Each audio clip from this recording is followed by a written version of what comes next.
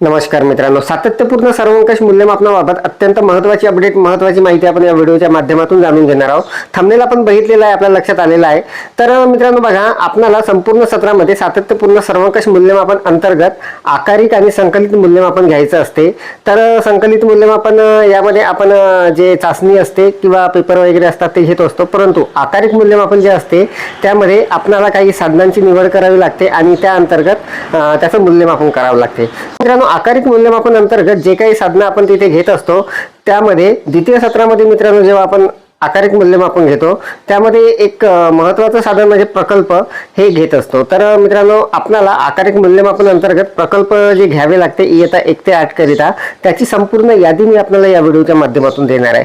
तर मित्रांनो, हे अत्यंत महत्त्वाचं असणार आहे, कारण आपल्याला संपूर्ण सत्रामध्ये द्वितीय सत्र जे असते त्यामध्ये आपण सहसा प्रकल्प हे जे साधन आहे आकारिक मूल्यमापन अंतर्गत हे घेत असतो. आणि प्रकल्पासाठी आपल्याला इयत्ता 1 ते 8 साठी कोणकोणते प्रकल्प घेता येईल याची संपूर्ण यादी आपण या व्हिडिओमध्ये जाणून घेणार आहोत.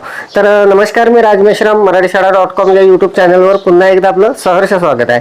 मित्रांनो, सातत्यपूर्ण सर्वंकष मूल्यमापन CCE आकारिक मूल्यमापन प्रकल्प यादी इयत्ता 1 ते 8 करिता कशा पद्धतीची असायला पाहिजे याची संपूर्ण सविस्तर माहिती जाणून घेण्यासाठी व्हिडिओला स्किप न करता पूर्ण बघा. चॅनलवर जर नवीन असाल तर चॅनलला सबस्क्राईब करायला विसरू नका आणि व्हिडिओ जर आवडला तर व्हिडिओला लाईक व शेअर करा. चला तर मग सुरू करूया.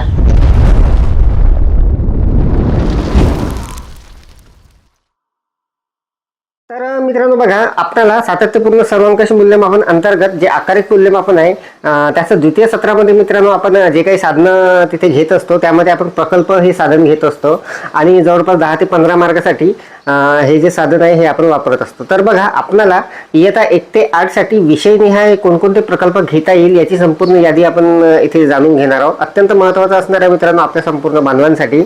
तर बघा, इयत्ता 1 ते 8 साठी विषयनिहाय प्रकल्प यादी असणार आहे ही. यातील कोणताही प्रकल्प आपण घेऊ शकता, विषयनिहाय असणार आहे किंवा विद्यार्थ्यांना आपल्याला देता येणार आहे. तर बघा, भाषेसाठी मित्रांनो आपल्याला परिसरातील प्राणी व पक्ष्यांची नावे सांगणे, पाठ्यपुस्तकातील घटकास अनुसरून चित्रे जमवणे, बडबड गीते तोंडपाठ करणे, चित्रे दाखवून ओळखण्यास सांगणे, चित्रावर आधारित गोष्ट तयार करणे, अशा पद्धतीचे मित्रांनो हे इयत्तानिहाय असणार आहे सुरुवातीपासून शेवटपर्यंत.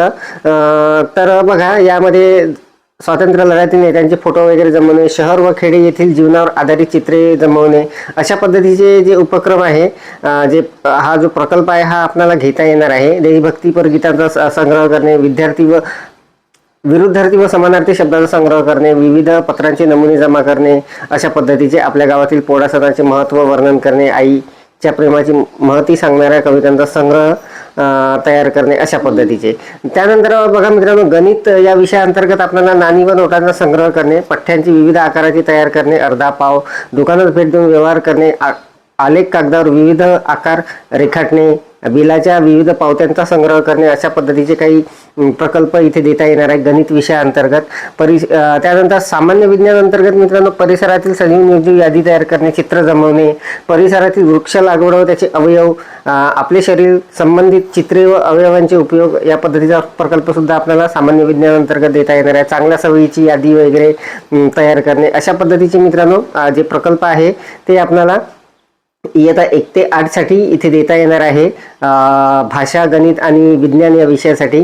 त्यानंतर इतर विषयाचे सुद्धा आपण जाणून घेणार. विज्ञान अंतर्गत आणखी काही प्रकल्प असणार आहे. पाण्यात विरघळणारे व न विरघळणारे पदार्थ यांची यादी तयार करणे, ज्ञानेंद्रिय चित्र व त्यांचे कार्य, वनस्पतीच्या विविध अवयवांची कार्य, बियांचा संग्रह, त्याचे निरीक्षण, उपयुक्त प्राण्यांच्या चित्राचा संग्रह, अशा पद्धतीची शाळेचा परिसर स्वच्छ राहण्यासाठी उपक्रमाची यादी तयार करणे, अशा पद्धतीचा प्रकल्प देता येणार आहे.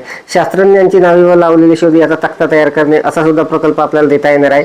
सामान्य विज्ञान अंतर्गत बरेचसे प्रकल्प मित्रांनो 1 ते 8 साठी आपल्याला देता येणार आहे. जनरली आपल्याला 5व्या वर्गापर्यंत ते आपण देणार नाही आहे, परंतु तिकडे 5वी किंवा 6वी 7वीला आपल्याला ते देता येणार आहे. त्यानंतर बघा, इतिहास आणि नागरिक शास्त्र या विषयासाठी सुद्धा आपल्याला बरेचसे प्रकल्प जे आहे ते घेता येणार आहे.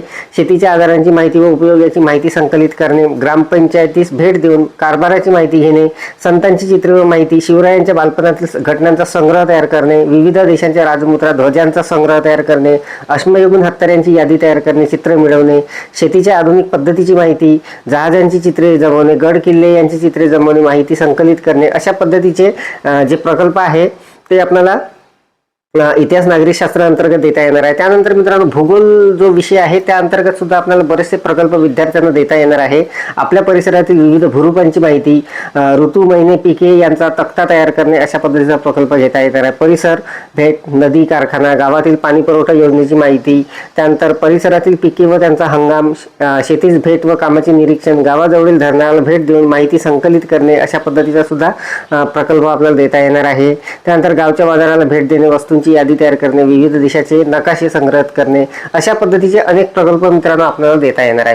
तर हे अत्यंत महत्त्वाचं असणार आहे मित्रांनो. आपल्याला सातत्यपूर्ण सर्वंकष मूल्यमापन अंतर्गत जे आपण आकारिक मूल्यमापन घेत असतो त्यामध्ये द्वितीय सत्रामध्ये आपण प्रकल्प हे एक साधन निवडत असतो आणि त्या अंतर्गत आपल्याला विविध प्रकल्प जे आहेत ते विद्यार्थ्यांना द्यावे लागतात. तर मित्रांनो विषय निहाय आणि इयत्ता निहाय कशा पद्धतीचे प्रकल्प आपल्याला देता येणार आहे इयत्ता 1 ते 8 पर्यंत, आणि विषय निहाय कशा पद्धतीचे ते असणार आहे, गणिताचे असतील, भाषेचे असतील, सामान्य विज्ञानचे असतील, इतिहास नागरिकशास्त्र, भूगोलचे असतील, अत्यंत सोपे आणि सुंदर असे प्रकल्प आपल्याला देता येणार आहे. तर ही प्रकल्पाची यादी मित्रांनो आपल्याला अत्यंत महत्त्वाची असणार आहे, अत्यंत कामात येणार आहे. तर या यादीची PDF लिंक मित्रांनो या व्हिडिओच्या डिस्क्रिप्शनमध्ये देतात, तिथून आपण डाउनलोड करून घेऊ शकता. अत्यंत महत्त्वाची माहिती आपण या व्हिडिओच्या माध्यमातून जाणून घेतली. अपेक्षा आहे आपल्याला ही माहिती समजलेली असेल, व्हिडिओ आवडलेला असेल. व्हिडिओ जर आवडलेला असेल तर व्हिडिओला लाईक करा, शेअर करा. मराठीशाळा.com या YouTube चॅनलवर जर नवीन असाल तर चॅनलला सबस्क्राईब करायला विसरू नका. पुन्हा भेटू असं एका नवीन माहितीसह, नवीन अपडेटसह. तोपर्यंत धन्यवाद.